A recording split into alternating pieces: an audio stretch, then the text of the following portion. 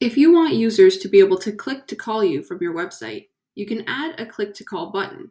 To do so, go into the Modules section of the sidebar, and then click and drag the button module onto the page, dropping it where a black guideline appears.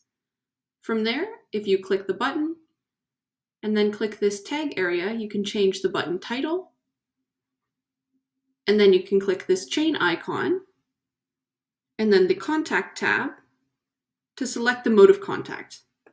You can pick email, FaceTime, Messenger, phone, Skype, Viber, or WhatsApp.